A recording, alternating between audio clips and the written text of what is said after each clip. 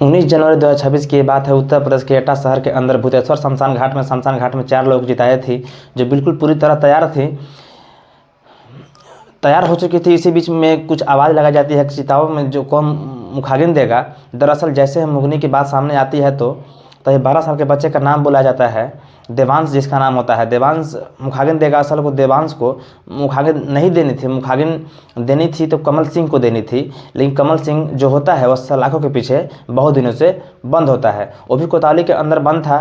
वो पुलिस वालों से रिक्वेस्ट कर रहा होता है, हाथ जोड़ कर निवेदन कर रहा होता है और भीख मांग रहा होता है कि एक तरह से कह रहा है कि साहब बस मुझे अंतिम दर्शन के लिए मुझे घर जाने दो, यानी मुझे एक अंतिम दर्शन के लिए मुझे घर लेकर चलिए साहब, बस साहब मुझे अंतिम दर्शन तो करने दो, मुझे जाने दो प्लीज़। को बार बार रिक्वेस्ट कर रहा होता है, जोर से रो रहा होता, चिल्ला रहा होता है।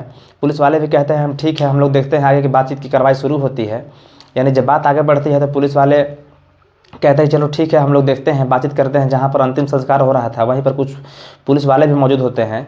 पुलिस वालों को फ़ोन करके बताई जाती है कि परिवार वालों से कि जिम्मेदार लोगों से बातचीत की जाती है। फिर यहाँ कमल सिंह जो बार बार शोर मचा रहा होता, चीख रहा होता, चिल्ला रहा होता है, वो कह रहा होता है कि मुझे अंतिम बार दर्शन करने दो, मुझे मौके पर आने दो, मैं भी आना चाहता हूँ, मैं भी देखना चाहता हूँ। पुलिस वाले कहते हैं ठीक है।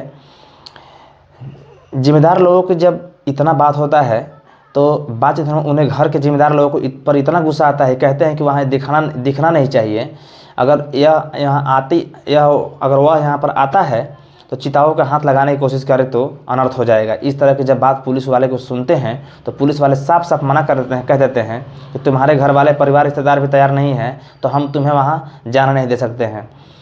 अब जब 12 साल के बच्चे को आवाज़ लगाई जाती है तो पूरी तरह से बताया जाता है कि बेटा तुम्हें क्या करना है। दरअसल उस 12 साल के बालक को एक बहन की लाश थी, उसके अंदर यानी एक चिता थी, एक उसकी माँ की लाश थी और दादी की चिता थी। एक ही परिवार के लगभग 4 सदस्यों का चिता होता है और चारों का एक साथ कत्ल होता है। कत्ल होने के बाद जब फिर उन चिताओं को आग लगाई जाती है तो मुखाग्नि दी जाती है, तब वहाँ आसपास के लोग कहते हैं कि देखो जिसका असली हक था वो यहाँ पर नहीं दिखा, वो सलाखों के पीछे पहुँच चुका है और जिसको गोद लिया हुआ है मुखाग्नि दे रहा है। क्या यह पूरी कहानी जब इस उत्तर प्रदेश में जब पूरी कहानी जब फैलती है, जब सब लोगों को मालूम चलता है सोशल मीडिया के माध्यम से, तो काफ़ी ये इस कहानी के माध्यम से पूरी झकझोर देती है। पूरे इलाकों में सनसनीखेज खुल जाता है कि जो इकलौता बेटा होता है आखिर इन चारों परिवार का यानी चारों सदस्य का कत्ल कैसे कर सकता है। इस बात को पूरी उत्तर प्रदेश में